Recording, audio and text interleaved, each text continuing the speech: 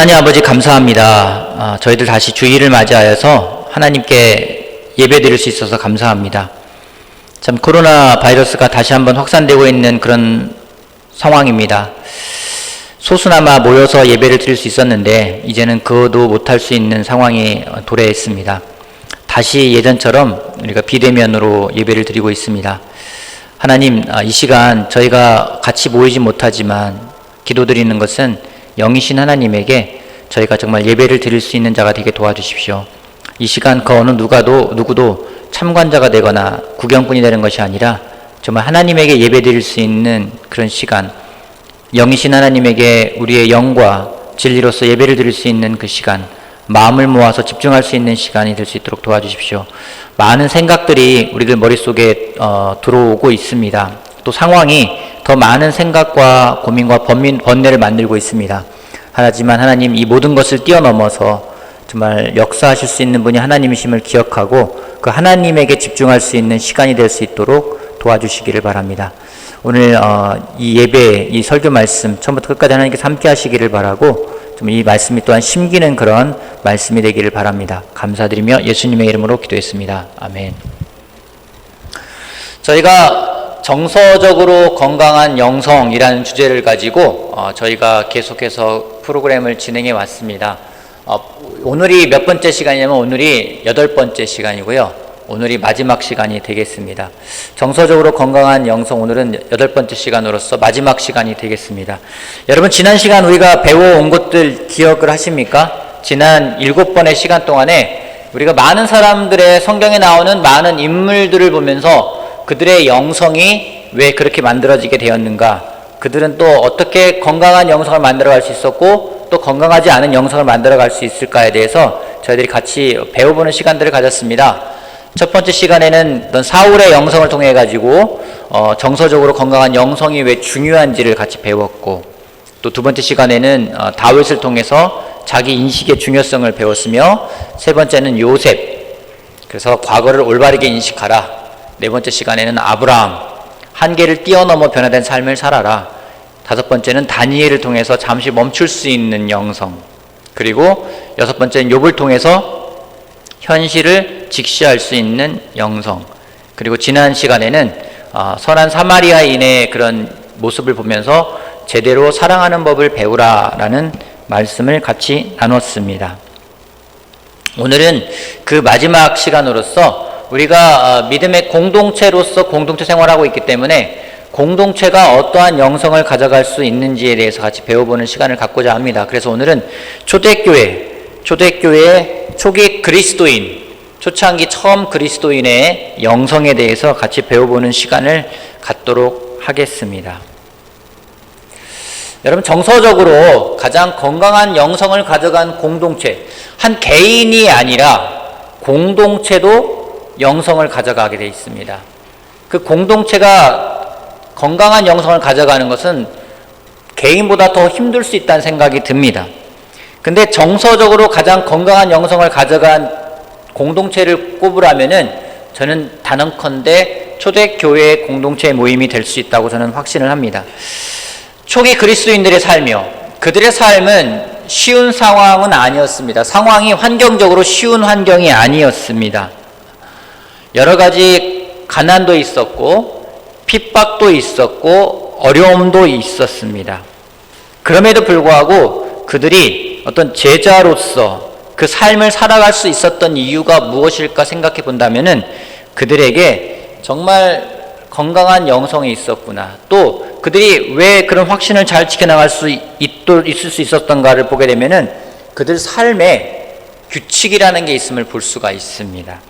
그래서 오늘은 초대교회 그리스도인들의 공동체를 잘 유지해가고 그들의 영성을 잘 만들어가기 위해서 가져갔던 그들 삶의 규칙에 대해서 같이 배워보는 시간을 갖고자 합니다. 우리 성경 말씀 같이 읽어보도록 하겠습니다. 성경 말씀은 사도행전 2장 말씀이 되겠습니다. 사도행전 2장 40절에서 47절 말씀을 같이 한번 읽어보겠습니다. 제가 읽어보겠습니다. 사도행전 2장 39절부터 제가 읽어볼게요. 39절부터 자, 이 약속은 베드로가 하는 말입니다. 이 약속은 여러분과 여러분의 자녀와 또 멀리 떨어져 있는 모든 사람, 곧 우리 주 하나님께서 부르시는 모든 사람에게 주신 것입니다. 베드로는 이 밖에도 많은 말로 증언하고 삐뚤어진 세대에서 구원을 받으라고 그들에게 권하였다. 그의 말을 받아들인 사람들은 침례를 받았다. 이렇게 해서 그날의 신도의 수가 약 3,000명이나 늘어났다.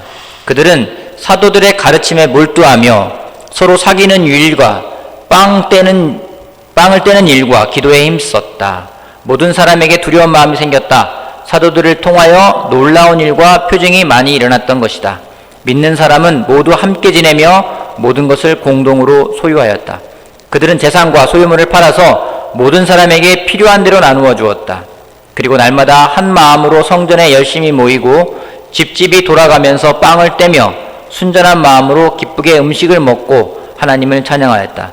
그래서 그들은 모든 사람에게서 호감을 샀다. 주님께서는 구원받는 사람을 날마다 더하여 주셨다. 초대 교회 그리스도인들의 모습을 우리가 볼 수가 있습니다. 여러분, 이 구절을 보면서 제가 이 말씀을 좀 하면서 이 구절을 보면서 특별히 유심히 보게 되는 구절이 있었습니다. 그런 단어들, 그러한 어떤 표현하는 형용사, 어떤 그러한 부분들, 부사 이런 부분들이 저한테 눈에 들어온 게 있는데 두 가지였습니다. 첫 번째는 42절에 있는 말씀처럼 그들은 사도들의 가르침에 몰두하며 그들이 무엇인가 몰두하는 부분이 있었다라는 것입니다. 또 46절에 보면은 그리고 날마다 한 마음으로 성전에 열심히 모이고, 우리가 초대교회 그리스도인들이 무엇을 했느냐 보다도 더 중요한 것은 그들이 어떠한 습관을 가져갔느냐, 그들이 날마다 한 것이 무엇이고 또 그들이 몰두한 것은 무엇인지, 여기서 날마다 매일매일 꾸준하게 했던 부분들을 우리가 부를 수 있는 것은 습관이나 규칙이라고 부를 수 있습니다. 초대교회 공동체 제자들은 그러한 습관이나 규칙이 있었습니다. 예수님 또한 그런 규칙과 습관은 있었습니다. 누가복음 22장 39절에 이런 말씀이 있습니다. 누가복음 22장 39절에 예수께서 나가시어 늘 하시던 대로 올리브 산으로 가시니 제자들도 그를 따라갔다. 예수님도 무엇인가 습관이 있으셨다라는 거예요. 이 땅에 우리 인간의 모습을 하고 사셨지만, 인간의 몸을 입고 사셨지만 예수님에게는 그 인간으로 살아가면서도 계속 하는 습관이 있었다는 겁니다. 무엇인가 하시던 부분이 있었는데 늘 하시던 대로 올리브산으로 가셨다라고 이야기를 하고 있어요. 여러분, 습관은 중요한 부분입니다. 우리 모두가 다 강조하고 있는 부분입니다. 그런 말이 있습니다. 습관이 사람을 만든다. 저는 이 말은 동의합니다. 어떤 습관을 가지고 있는지에 따라서 그 사람이 만들어지게 되어 있습니다. 마찬가지입니다. 여러분, 먹는 습관을 통해서 몸이 만들어지지 않습니까? 기름진 거를 많이 먹는 사람은 기름진 몸을 만들 수밖에 없습니다. 또 단백질을 많이 섭취하는 사람은 단백질로 된 몸을 만들 수가 있습니다. 무엇을 먹느냐에 따라서 그 사람의 몸이 만들어집니다. 또한 우리가 무엇을 보느냐가 나를 만듭니다. 내가 보는 습관, 내가 먹는 습관, 내가 걸어다니는 습관, 나의 행동의 습관이 나를 만들게 되어 있습니다. 그래서 어떤 신학자는 책을 썼는데 그 책 제목이 참 놀랍습니다. 습관이 영성이다 라는 책을 썼어요. 굉장히 유명한 책이기도 합니다. 저는 동의합니다. 우리의 영적인 습관이 결국에는 우리의 영성을 만들 수 있다라고 저는 생각을 합니다. 어떤 분이 이런 말씀을 하시더라고요. 지루한 반복이 나를 만든다. 오늘날 내가 만들어진 것은 무엇인가 이렇게 지루할 정도로 반복적인 것들이 나를 만들어 간다는 겁니다. 어느 날 갑자기 내가 만들어지는 것은 아닙니다. 어느 날 갑자기 난데없이 저의 모습이 만들어지는 거 아닙니다. 이 자리에 우리 환영해준 박동호 형제가 나와 있지만 박동호 형제는 굉장히 달리기를 잘하고 열심히 하고 정말 날마다 꾸준히 합니다. 그래서인지 몸이 되게 다부져 있습니다. 우리 광무선 형제도 요즘에 다시 운동을 하는지 모르겠는데 예전에는 항상 점심시간이면 운동을 했습니다. 그러한 운동들이 지금의 광무선 형제를 만들 수가 있었습니다. 매일매일 지루하게 반복되어지는 것들, 그것이 나를 만듭니다. 지루했던 반복이 오늘날의 내가 되어 있고, 또 오늘 하는 지루한 반복이 미래의 나를 만드는 것입니다. 여러분, 근육이라는 것도 마찬가지 아닙니까? 근육 만들기 위해서 여러분 어떤 운동하는 사람들 보면은요, 정말 지루하게 운동을 해요. 그냥 매일매일 가가지고, 아니면 가서 정말 지루할 정도로 계속 올렸다가 내렸다가 앉았다가 일어났다가 앉았다 일어났다, 매번 하는 게 그런 거 아니겠습니까? 반복되는 게 그런 거예요. 그냥 지루한 반복을 합니다. 근데 그 지루한 반복을 지루하지 않게끔 도와주는 것이 개인 트레이너가 될 수도 있고요. 어떤 보면 지루한 공부를 계속 하는데 그 지루한 공부를 좀 재밌게 도와주는 사람들이 멘토가 될 수도 있고, 가정교사가 될 수도 있는 것이고, 선생님이 될 수가 있는 것입니다. 여러분, 음식을 하루, 제가 어제는 아침에 이제 삼계탕을 아내가 사업과 점심에 삼계탕 먹었거든요. 어제 제가 한 끼 삼계탕 먹었기 때문에 제 몸은 아주 건강해질까요? 그러진 않습니다. 일주일에 한 번 먹는 음식, 한 달에 한 번 먹는 음식이 나를 건강하게 만들지 않습니다. 나를 만드는 것은 내가 매일매일 먹는 음식이 나를 만드는 것입니다. 이러한 습관, 이러한 규칙을 저는 다른 말로 틀이라고 얘기하고 싶습니다. 무엇인가 그 틀에 넣으면은 그것이 나옵니다. 여러분, 재밌는 게 여기에 똑같은 밀가루 반죽이 있습니다. 똑같은 밀가루 반죽이 있지만은 이것을 붕어빵 틀에 넣으면 붕어빵이 됩니다. 반면에 호두과자 틀에 넣으면은 호두과자가 됩니다. 똑같은 밀가루지만 어떠한 틀에 넣느냐에 따라서 결과물은 다르게 나와 있습니다. 한마디로 이 틀을 폼이라고 합니다. 그 폼에다가 어떤 거를 넣어서 만들어져 나온 것이 포메이션 아니겠습니까? 마찬가지로 우리를 어떠한 틀에다가 넣느냐에 따라서, 어떤 습관을 가져가냐에 따라서 우리의 몸이 나오는 것처럼, 또한 우리의 마음도, 우리 영성 또한 건강한 틀, 그 틀이 무엇인지 바로 우리가 제자로 살아갈 때는 예수 그리스도의 틀에다가 우리를 넣겠다라는 겁니다. 그 틀에 넣었을 때에 우리 안에서 우리의 모습은 사라지고 정말로 건강한 예수님의 모습이 나타나는 것, 그것이 바로 우리가 가져가는 것 아니겠습니까? 근데 문제가 있어요. 문제가 뭐냐면 우리는 틀이라는 걸 싫어합니다. 이 자리에 나와 있는 우리 형제들, 규칙 좋아하십니까? 규칙 좋아해요? 규칙 좋아하십니까? 우리 박성호 형제 규칙 좋아하십니까? 지켜야만 되는 규칙이 있어요. 내가 정한 규칙도 있지만 때로는요, 지금 코로나 바이러스로 인해서 많은 규칙이 있습니다. 2m 이상 거리를 두세요. 마스크 꼭 쓰고 다니세요. 어제도 잠깐 저희 동네 앞에 마트를 뭐를 사러 가는데 가다가 보니까 제가 마스크를 안 쓰고 나왔어요. 아, 귀찮은 거예요. 다시 올라가? 아니 그냥 가? 올라가? 그냥 가? 잠깐 거기서 한 5초, 한 10초 가량 망설이면서 올라갈까? 그냥 갈까? 빨리 갔다 올까? 올라갈까? 망설이다가 결국엔 다시 올라가서 마스크 쓰고 나왔습니다. 귀찮아요. 규칙이라는 것은 우리를 귀찮게 합니다. 우리가 싫어합니다. 왜냐하면은 규칙이라는 것이 나를 구속 만드는 것처럼 만들기 때문에 싫어합니다. 저희 집에도 규칙이 있습니다. 저희 아이에게도 규칙이 있습니다. 스마트폰은 몇 시까지만 써야 되고, 그 다음에 어떻게 해야 되고, 닦아야 되고, 뭐 씻어야 되고, 많은 규칙들을 만들어 놓습니다. 그러면은 아이는 싫어합니다. 때로는 저도 불편합니다. 만드는 저도 싫고, 지키게끔 하는 사람도 싫고, 어떤 보면 싫은 것들이 그런 규칙이에요. 근데 우리가 이 규칙이라는 이 단어를 올바르게 이해한다면 이것이 얼마나 우리에게 필요한 것인지를 우리가 잘 알 수 있을 것입니다. 여러분, 규칙이라는 단어는 그 어원이 어디서 나왔는지 헬라어인 트렐리스라는 곳에서 나왔다고 합니다. 트렐리스라는 곳에서 어원이 나오게 되는데, 이 트렐리스, 이 규격이라는 것이 어떤, 규칙이라는 것이 어떤 뜻이 있는지, 먼저는 규격이라는 뜻이 있는 거예요. 여러분, 이게 무엇인지, 이게 뭔지 아십니까? 이게 무슨 나무인지 아십니까? 십자가 나무는 아니고요. 십자가 나무처럼 생겼지만 이 나무는 포도나무입니다.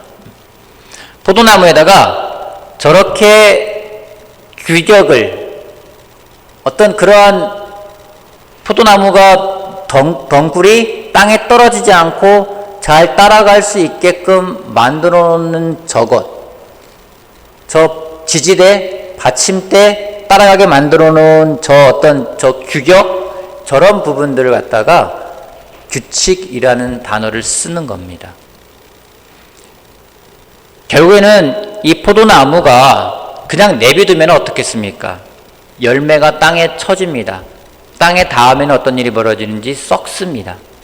하지만 이 포도나무가 올바르게 열매를 맺게끔 하기 위해서 이런 규칙들을 만들어 놓았을 때 나중에 이렇게 풍성한 포도나무가 포도와 맺히는 것을 우리가 알 수가 있습니다.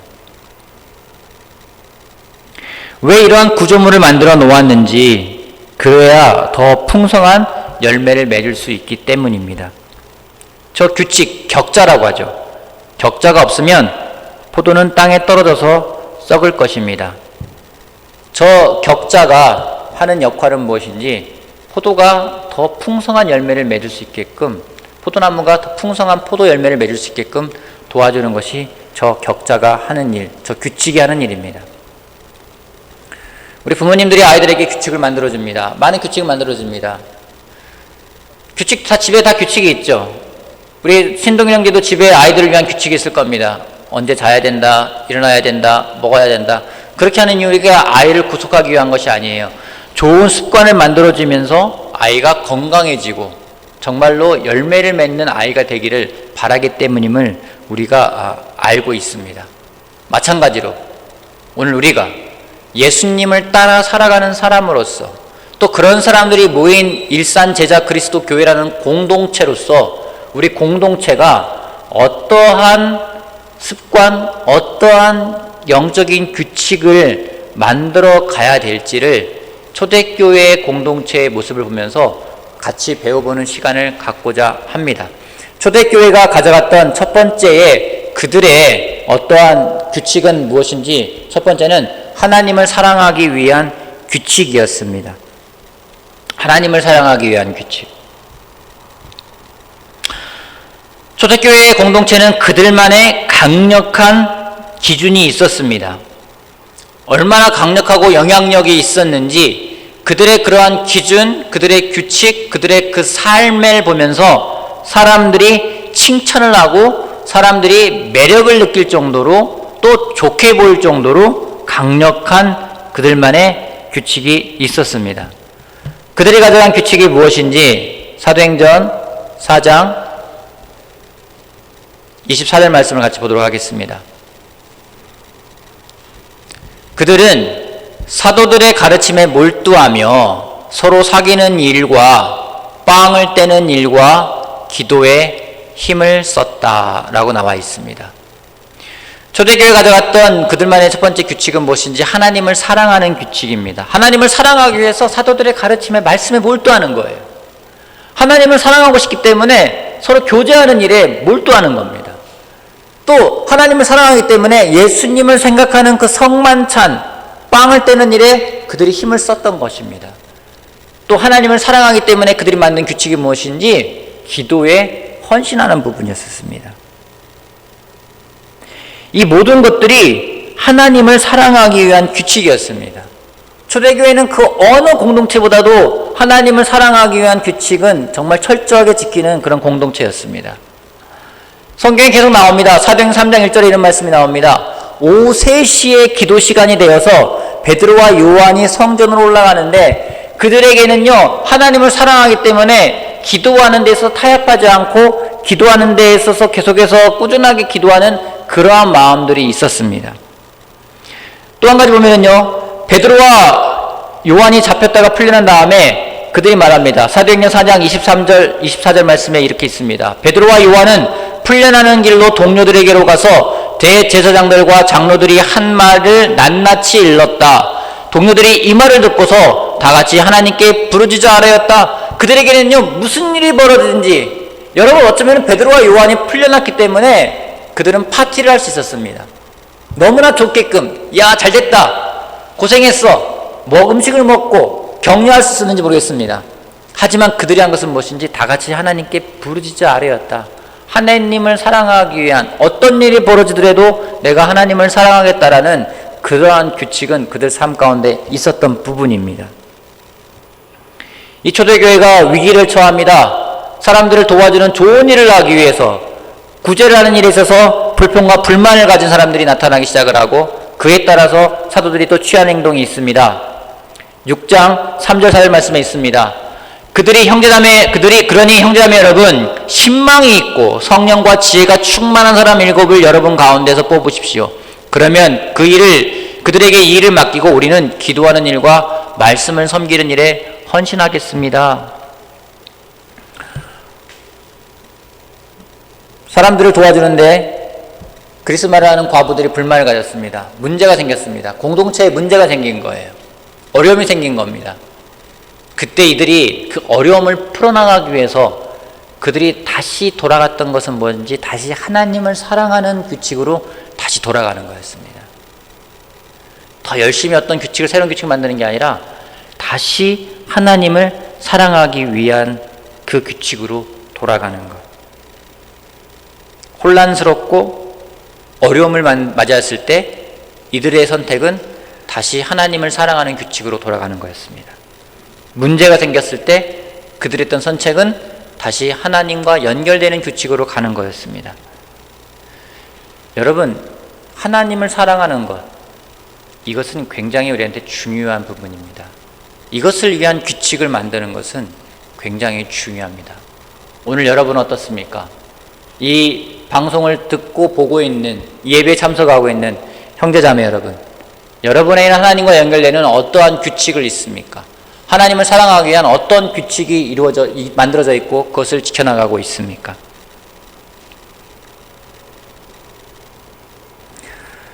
미국 중북부 지방에는 눈보라가 몰아치는 경우가 많이 있습니다. 겨울이 되면은. 그래서 그들은 항상 이 눈보라가 칠 때 어떻게 해야 될지 한 대비를 해놓습니다. 한 저자가 쓴 감춰진 온전함이라는 책이 있습니다. 이 책에 보면은 사람들이 눈보라 속에서 어떻게 살아남는지 그 방법을 묘사하고 있습니다. 우리나라 강원도 지역도 눈이 많이 올 때가 있습니다. 눈이 얼마나 많이 오는지, 눈이 많이 오면은 길이 다 잠기고요. 집이 다 잠길 정도로 눈이 오기 때문에 어디가 길이고 어디가 통로인지 어디가 어떻게 가야 되는지 길을 모를 때가 있습니다. 미국에서도 그렇고 유럽에서도 그렇고 그런 일이 벌어질 때가 있습니다. 그럼 사람들이 겨울이 오기 전에 미리 하는 것이 무엇인지 자기가 가는 주요 동선, 만약에 예를 들어서 마곡간에 가야 된다, 헛간에 가야 된다, 아니면 창고에 가야 된다, 아니면 옆에 이웃집에 가야 된다, 그럴 때는 그 이웃집과 가는 길을 미리 밧줄로 연결해 놓습니다. 그리고 눈보라가 치고 앞이 안 보이고 어디 가든지 모를 때 그들이 그곳으로 올바르게 찾아갈 수 있는 방법은 무엇인지 그 줄을 잡고 가는 거예요. 그렇기 때문에 앞이 보이지 않아도 그들은 당황하지가 않습니다. 그 전에 이미 설치해 놓은 줄을 잡고 걸어가면 되는 겁니다. 여러분, 우리들에게도 눈보라가 몰아칩니다. 다양한 형태의 눈보라가 몰아칩니다. 경제적으로 눈보라가 몰아치기도 합니다. 괴롭습니다. 그런 눈보라 볼 때 괴로워요. 어떤 때는 병으로 인해서 눈보라가 몰아칠 때도 있습니다. 그때는 마음이 정말 무너지는 것 같습니다. 때로는 내 집안에서 어떤 일들로 인해서 어떤 슬픔으로 인해서 앞이 보이지가 않고 눈보라 속에서 헤맨다라는 느낌이 들 때가 있습니다. 주변에 그런 사람들을 요즘 만날 때가 있습니다. 보면 너무나 안타깝습니다. 웃으며 말하지만 기도할 때는 눈물을 흘리면서 기도하는 사람들이 있습니다. 태어난 것 같지만 그 속은 정말 타들어가는 심정인 사람들이 있습니다. 앞이 보이지가 않고 무엇을 해야 될지 모르기 때문에 당황하는 사람들도 참 많이 있습니다. 우리 모두가 다 겪는 일들입니다. 또 지금은 아니더라도 반드시 또 겪게 될 일들이기도 합니다. 그런 눈보라가 우리 삶 가운데 몰아치지 않는 경우는 없습니다. 그때 우리는 방황할 수 있습니다. 당황할 수도 있습니다. 하지만 그때 이미 사전에 하나님과 연결되는 줄을 잡고 있다면 우리는 그때 가장 중요한 하나님을 잃어버리지 않을 수가 있습니다. 그 습관이 되어 있지 않다면, 그 규칙이 없다면 그 상황 속에서 패닉이 되어버립니다. 모든 걸 다 놔버리고 싶어요. 여러분, 사람들이 자기의 삶을, 목숨을 끊는 이유가 무엇이겠습니까? 정말 중요한 걸 놓쳤기 때문이에요. 어디 갈 데가 없다 생각하고 꽉 막혔다 생각하기 때문입니다. 하지만 그런 일들을 겪어나가는 사람들, 이겨나가는 사람들은 어떤 사람들인지 그 전에 하나님과 연결된 줄이 있는 사람들입니다. 그 사람들은 그 줄을 잡고 갑니다. 우리가 그런 줄들을 만들어야만 됩니다. 나와 개인적으로 하나님과 연결되는 줄. 여러분, 중요한 것은 나와 하나님과 개인적으로 연결되는 줄입니다. 누가 만들어준 줄은요, 그 사람이 찾아가는 길이지 내가 가는 길은 아닐 수 있습니다. 개인적으로 하나님 말씀을 보는 부분에 있어서 개인적이고 직접적인 여러분이 가져갈 수 있는 그 길을 만들기를 바랍니다. 요즘에는 매스컴이 발달되다 보니까 많은 사람들이 각자의 길들을, 각자의 줄들을 보여줍니다. 나는 하나님과 이렇게 줄을 연결하고 있어. 내 줄은 이런 거야. 라고 하면서 우리들에게 그 줄을 잡게끔 때론 도와줄 때도 있습니다. 처음에는 필요합니다. 무엇인가 정말 도움을 받아 가는 것도 필요합니다. 하지만 나와 하나님과 정말 1대1의 관계, 내가 하나님 말씀을 펴고 그 하나님 말씀과 내가 연결되는 개인적인 연결이 없다면은 평상시는 모르겠지만 눈보라가 쳤을 때 우리는 이겨낼 수가 없을 것입니다. 요즘 코로나로 인해서 가끔씩 외식을 잘 하지 않기 때문에 가끔씩 음식을 사다 먹을 때가 있습니다. 음식 사다 먹으면 좋아요. 또 즉석 요리 같은 것도 사다가 먹을 때가 있습니다. 여러분, 즉석 요리 사다가 먹어본 적 있으시죠? 먹으면 어떻습니까? 편해요. 또 제가 만들어 먹는 것보다 훨씬 맛있습니다. 그렇기 때문에 그런 매력이 있습니다. 또 어떤 부분은 경제적이기도 합니다. 얼마나 좋습니까? 편하죠? 맛있죠? 경제적이죠? 근데 여러분, 그것이 없으면은, 제가 밥 하는 법을 모른다면은, 제가 음식 만드는 법을 모른다면은, 하다못해 라면 끓이는 법도 모른다면은, 여러분, 저는 굶어 죽을 수밖에 없어요. 눈보라의 시간, 당하고 있는 사람도 있을 것이고 앞으로 닥칠 사람도 있을 것입니다. 미리 밧줄을 만들어 놓아야만 합니다. 기도에 대해 공부하기보다는 기도를 하시길 바랍니다. 성경 말씀이 하나님 말씀이라는 걸 믿는 것보다 더 중요한 건 하나님 말씀을 읽는 것입니다. 그러한 습관들이 우리들에게 있기를 바랍니다. 오늘 문화는 굉장히 많은 것들을 우리한테 줍니다. 우리의 많은 규칙들도 어긋나게 하기도 하고 우리의 많은 영성들을 많이 방해하기도 합니다. 어떻게 이런 문화 속에서 우리의 영성을 만들어갈 수 있을까요? 이러한 혼란 속에서 어떻게 건강한 영성을 아이들이 만들어갈 수 있게끔 도와줄 수 있을까요? 생각해야 되고요. 신중해야 되고요. 그리고 의도적으로 계획된 그런 규칙이 우리에게 있어야 됨을 보게 됩니다. 초대교회는 그랬습니다. 초대교회는 의도적으로, 여러분 보면은요, 그들이 했던 부분들이요, 너무 자연스럽다 이런 것보다는 보면은요, 되게 의도적이다라는 것도 느껴져요. 그러지 않습니까? 그들이 되게 의도적으로 노력했구나, 그들이 규칙을 만들어 놨구나, 계속해서 밧줄을 만들어 놓았구나, 하나님과 연결되는 밧줄을 만들어 놓았구나. 그러기에 위기 상황 속에서 어려울 때, 혼란스러울 때 계속 그 밧줄만 붙잡고 가는 것을 우리가 볼 수 있습니다. 하나님과 연결되는 밧줄을 만들어 놓는 여러분들이 되고 또 제가 되기를 바라겠습니다. 두 번째입니다. 두 번째, 초대교회가 만들어왔던 그들의 규칙은 무엇인지, 내 이웃을 내 몸처럼 사랑하기 위한 규칙을 만들어 놓았습니다. 이웃을 내 몸처럼 사랑하는 규칙. 사도행전 2장 44절에서 46절 말씀 다시 한번 해보겠습니다. 사도행전 2장 44절에서 46절. 믿는 사람은 모두 함께 지내며 모든 것을 공동으로 소유하였다. 그들은 재산과 소유물을 팔아서 모든 사람에게 필요한 대로 나누어 주었다. 그리고 날마다 한 마음으로 성전에 열심히 모이고 집집이 돌아가면서 빵을 떼며 순전한 마음으로 기쁘게 음식을 먹고. 여러분, 사도행전 제2장을 보면서 되게 재밌는 부분들이 있었습니다. 한 가지 이들 모습에서 찾아볼 수 없는 게 있어요. 당연히 있어야 되는데 없어 라고 생각되어지는 게 있습니다. 뭔지 아십니까? 이 구절 보면서 여러분들 그들의 모습 보면서 나라면 저거 했을 텐데 저걸 안 했네 라고 생각되어지는 게 있어요. 뭔지 아십니까?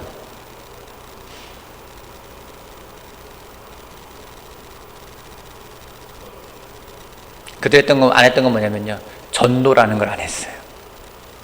하나님 말씀을 전했다란 말이 안 나와요. 다른 집에 방문해서 하나님 말씀을 전했다, 그 이웃에게 하나님 말씀을 전했다란 말이 안 나와요. 대신 나오는 게 뭔지 아십니까? 그들이 얼마나 사랑했는지 그 모습이 나옵니다. 정말 내 몸인데 이웃을 내 몸처럼 어떻게 사랑하는지가 나옵니다. 이 부분이 굉장히 저한테는 감동이었고 좀 충격이기도 했습니다. 코로나19 바이러스로 인해서 우리가 사람들을 만나는 것이 어렵습니다.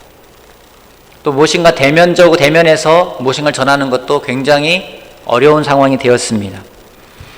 또한 이 상황이 지나간 다음에 우리가 어떻게 사람들에게 다가가야 될지에 대해서도 고민을 하게 됩니다. 성경이 말하고 있습니다. 초대교회가요, 이웃을 내 몸처럼 사랑하는 규칙이 있었습니다. 그 규칙이 어떤지, 그러기에 전도하지 않아도 그들에게 사랑을 전했기 때문에 그것은 그 어느 것보다 영향력이 있음을 우리가 알 수 있습니다. 여러분 어떻습니까? 여러분의 이웃 사랑은 어떻습니까? 여러분 꼭 옆집에 산다고 이웃은 아닐 수 있습니다. 여러분 우리 형제 자매들에 대한 사랑은 어떻습니까? 그들은 도를 전한 것이 아니라 이웃을 사랑했습니다. 그러기에 놀라운 열매를 맺을 수가 있었습니다. 저는 우리들의 전도하는 방식이 좀 바뀌어야 됨을 느끼게 됩니다. 말씀을 전하는 것을 뛰어넘어서 그 이전에 있어야 될 규칙이 무엇인지, 이웃을 사랑하는 것, 이웃과 연결되는 것. 예수님은 이론을 많이 가르치지 않으셨어요. 예수님이 성경에 대한 어떤 이론, 논리적인 걸 가르치지는 않으셨습니다. 그들에게 사랑하는 모습을 보이셨습니다. 문둥병자를 만지셨고 소외받는 그런 사람에게 가서 말씀을 전해주셨고. 점점 우리를 고립시키는 코로나 바이러스, 참 고약한 바이러스입니다. 참 힘든 바이러스입니다. 사람들을 멀리하게끔 만드는 바이러스입니다. 이 시간에 여러분 고립되시겠습니까? 이웃과 연결되어서 이웃을 내 몸처럼 사랑하시겠습니까? 지난주에 나눌 수만 나눈 것처럼 여러분들은 사마리아인이 되시겠습니까? 아니면 종교적으로 거룩해 보이고 율법적인 제사장이나 서기관이 되시겠습니까? 초대교회 제자들은 항상 사랑하는 것에 대해서 규칙을 그들은 꼭 지켜갔습니다. 그걸 볼 수 있는 부분들이 성경에 좀 나와 있습니다. 3장 1절 4절 보면은요, 오후 3시 기도 시간 되어서 베드로와 요한이 성전으로 올라가는데 나면서부터 못 걷는 사람들이 떼매고 왔다. 그들은 성전으로 들어가는 사람들에게서 구걸하게 하려고 이 못 걷는 사람을 날마다 아름다운 문이라는 성전문 곁에 앉혀놓았다. 그는 베드로와 요한이 성전으로 들어가려는 것을 보고 구걸하였다. 베드로가 요한과 더불어 그를 눈여겨보고 그에게 말하였다. 우리를 보시오. 베드로와 요한 기도하러 가는 거 얼마나 중요한 겁니까? 3시예요. 기도해야 되는 시간이에요. 그들이 하나님과 연결되기 위해서 만들어 놓은 규칙입니다. 가는데 그들이 가면서 나 기도하고 나온 다음에 고쳐줄게요, 그러지 않았습니다. 그들이 가면서 그 앉은 맹인을 보았을 때 우리를 보시오 라고 먼저 이야기를 하는 부분을 우리가 알 수가 있습니다. 여러분은 이웃을 사랑하기 위한 어떠한 규칙이 있습니까? 어떠한 우선순위를 가져가고 있습니까? 이들은 하나님을 사랑하는 규칙이 있었습니다. 초대교회 공동체는 그 무엇보다 하나님을 사랑하는 규칙이 있었습니다. 이웃을 사랑하는 규칙이 있었습니다. 어떤 부분은 인위적으로 만들어 놓은 부분도 있는 것 같아요. 하지만 그들이 그 규칙을 잘 지켜나갔습니다. 그때 하나님이 그것을 보고 그들을 축복하는 부분은 성경에 참으로 많이 나와 있습니다. 사도행전 2장 47절. 그래서 그들은 모든 사람에게서 호감을 샀다. 주님께서 구원받는 사람을 날마다 더하여 주셨다. 여러분, 사람들에게 호감 사고 싶습니까? 여러분, 틴 여러분, 특별히 틴 우리 여러분, 학교에서 아이들한테 인기 있는 사람 되고 싶습니까? 하나님을 사랑하고 이웃을 사랑하는 사람이 되길 바랍니다. 사도행전 5장 13절 14절. 다른 사람들은 누구 하나 감히 그들의 모임에 끼어들지 못하였다. 얼마나 사랑하고 뜨거웠는지 감히 끼어들지 못할 정도였습니다. 그러나 백성은 그들을 칭찬하였다. 믿는 사람이 더욱 늘어나면서 주님께로 나오니 남녀 신도들이 큰 무리를 이루게 되었다. 하나님을 사랑하고 이웃을 사랑할 때 백성들로부터 칭찬을 받는 걸 볼 수가 있습니다. 6장 7절. 하나님의 말씀이 계속 퍼져나가서 예루살렘에 있는 제자들의 수가 부쩍 늘어가고 제사장들 가운데서도 이 믿음에 순종하는 사람들이 많았다. 그들이 정말 사람들을 돕는 데 있어서 불평과 불만이 나오는 어려움이 있었을 때, 다시 하나님을 사랑하겠다는 그 밧줄을 잡았을 때에 어떤 일이 벌어지는지 제자의 수가 부쩍 늘어갔다고요. 사람들에게 놀라운 영향을 준 것을 볼 수가 있습니다. 세상은 점점 우리를 혼란스럽게 만듭니다.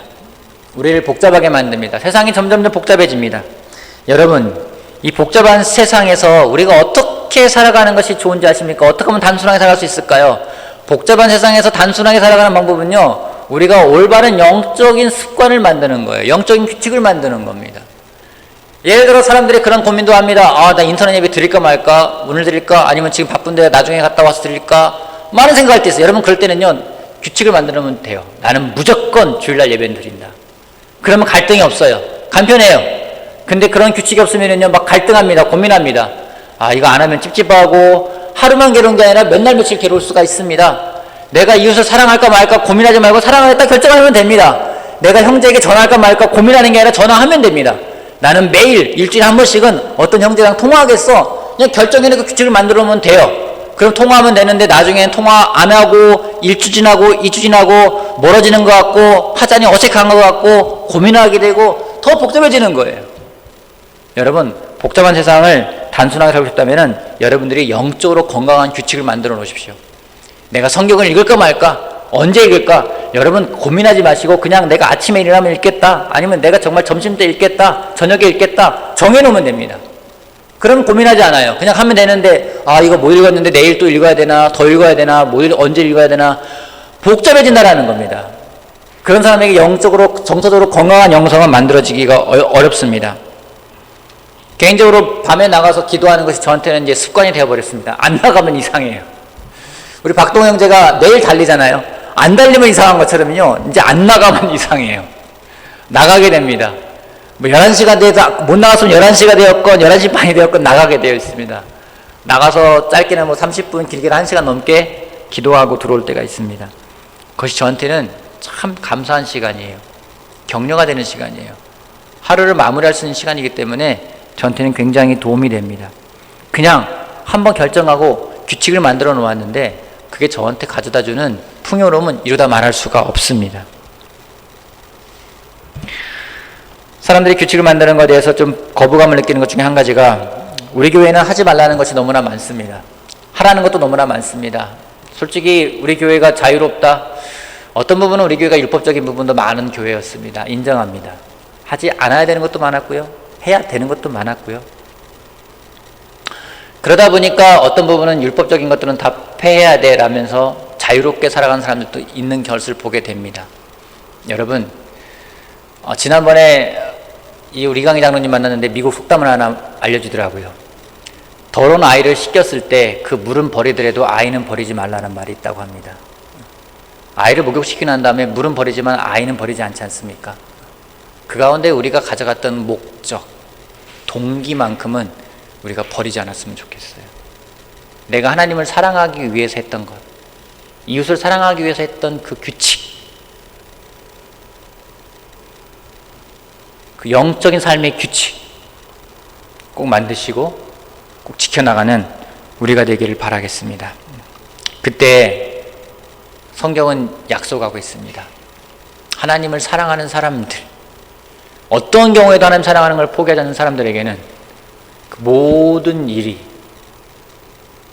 희노애락, 기쁜 일, 슬픈 일, 화가 나는 일, 어떤 부분은 즐거운 일, 그 모든 것이 합력하여서 우리에게 유익이 될 거라고, 선을 이룰 거라고 말씀하고 있습니다. 그것이 우리가 건강한 규칙을 만들어가는 것이 얼마나 건강한 영성을 만들어갈 수 있는지 영향을 미치는데 아주 가장 좋은 말씀이라고 생각을 합니다. 정서적으로 건강한 영성, 강요에 의해 만들어질 수가 있는 것이 아닙니다. 누군가 억지로 시켜서 할 수 있는 것도 아님을 보게 됩니다. 자발적으로 하나님을 사랑하는 규칙, 사람들을 사랑하는 규칙을 만들어 놓고 나갔을 때 우리 모두가 다 건강한 영성을 만들어갈 수 있는 사람이 될 거라고 저는 확신을 합니다. 지난 8주 동안에 많은 걸 배웠습니다. 많은 사람들을 보았습니다.